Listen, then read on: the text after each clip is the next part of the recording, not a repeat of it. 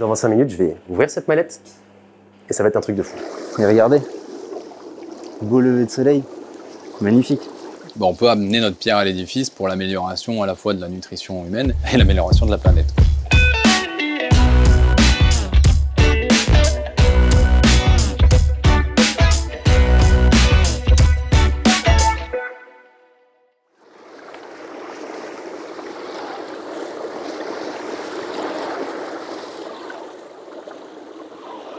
Donc là, c'est le moment le plus important de la journée. On va venir récolter notre spiruline. Je vais mettre mon masque afin de ne pas contaminer la spiruline.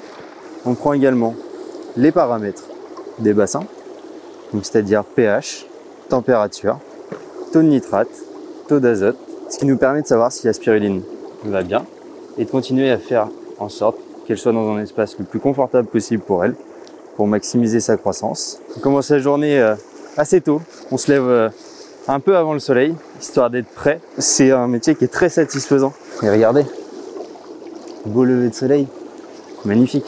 Travail sans violence, puisque la spiruline c'est un produit fragile. Parce que notre travail, c'est simplement de récupérer ce que la spiruline a été capable de produire les dernières 24 heures. C'est la nature qui décide, on est comme tout agriculteur tributaire de la météo. Et c'est ce qui rend palpitant chaque matin.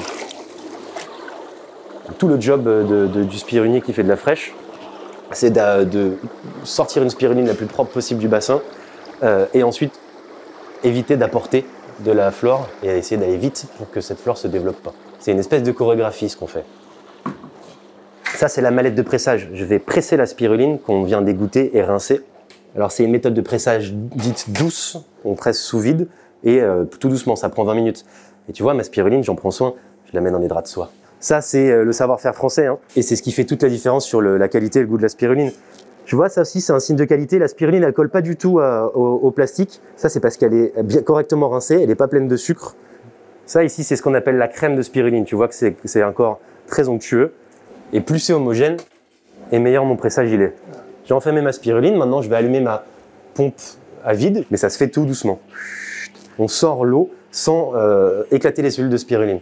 Et ça, c'est super important, parce que plus la spiruline elle est intacte jusqu'à la fin du process, et meilleure elle sera à la fois en goût et à la fois en durée de vie, en frais. Et dans 25 minutes, je vais ouvrir cette mallette, et ça va être un truc de fou.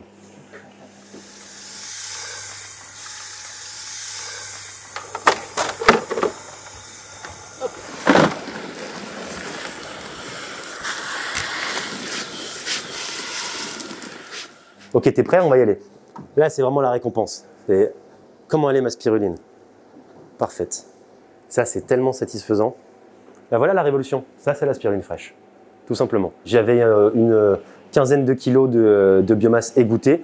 Je vais me retrouver avec 6,5 kg, 7 kg de biomasse fraîche pressée. Oui, ça me prend plus de temps, ça me demande plus de moyens, c'est un peu plus de contrôle, c'est plus de rigueur. Mais mes clients, ils sont ravis parce qu'ils découvrent la spiruline fraîche et ils adorent ça, avant même de se poser la question de la nutrition. Et ça, c'est quelque chose que ces industriels, ils seront incapables de faire. Ça demande trop de soins, on ne peut pas faire ça à une grande échelle. Ils ne pourront pas faire venir en France de la spiruline fraîche. C'est un truc qui peut que nous appartenir. Vendre un aliment et en faire un truc gourmet, agréable à manger, bah, je trouve que ça nous correspond, c'est un peu l'identité française, quoi. Donc tu vois, la spiruline qu'on a récoltée ce matin, eh ben, on est déjà en train de la travailler.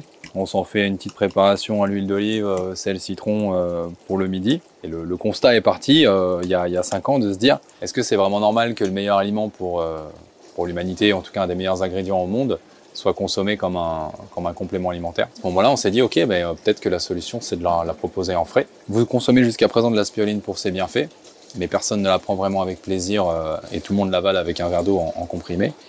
Et dorénavant, vous pourriez très bien l'incruster dans un caviar d'aubergine, avec vos pâtes le midi, dans une vinaigrette pour la salade, dans des smoothies et des jus à l'extracteur. Ça va l'enrichir en nutriments et ça va la sublimer aussi en termes de saveur. Donc c'est vraiment un intérêt écologique aussi pour la planète. Consommation très faible d'eau, consommation d'électricité aussi assez faible, elle fait beaucoup de photosynthèse, elle peut être cultivée sur des sols qui sont pas fertiles. Faut pas oublier que sur le côté nutritionnel, la spiruline c'est juste une bombe et qu'elle peut vraiment améliorer de façon conséquente la nutrition au quotidien des consommateurs, que ce soit par rapport à sa richesse en fer, que ce soit pour la récupération musculaire, que ce soit pour les femmes qui sont en anémie. Donc, les protéines végétales, c'est pareil, c'est un extrême qui fonctionne pas, de se dire je consomme pas de protéines animales, mais du coup j'ai un avion qui fait 3 fois le tour de la planète pour arriver dans mon assiette. On a beaucoup d'antioxydants avec la chlorophylle et la phycocyanine qui viennent vraiment renforcer le système immunitaire.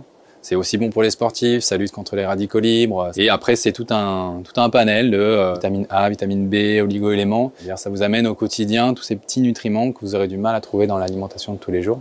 Et ça complète finalement votre repas plus facilement. Donc la spiruline, tout le monde dit que c'est une algue, une microalgue. En fait, non, c'est une cyanobactérie. La différence, c'est que c'est une bactérie qui fait de la photosynthèse. Nous, on la fait pousser dans nos bassins et on lui apporte tout ce dont elle a besoin. Une eau chaude, une eau qui est un peu salée, pas exactement comme la mer, une eau avec un pH élevé, autour de 10,5. Mais en fait, elle mange comme une plante. Azote, phosphore, potassium, du fer, des oligo-éléments.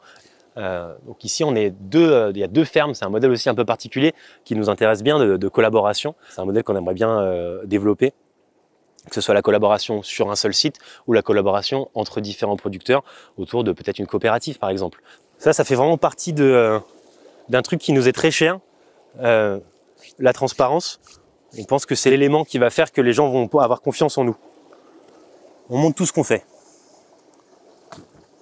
Et peu à peu, la différence, ça va se faire.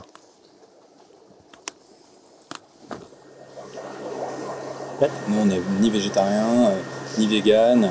Et on voit bien en fait qu'on est beaucoup de cette génération à constater que sur la nutrition et sur l'écologie, il y a un gros problème quelque part.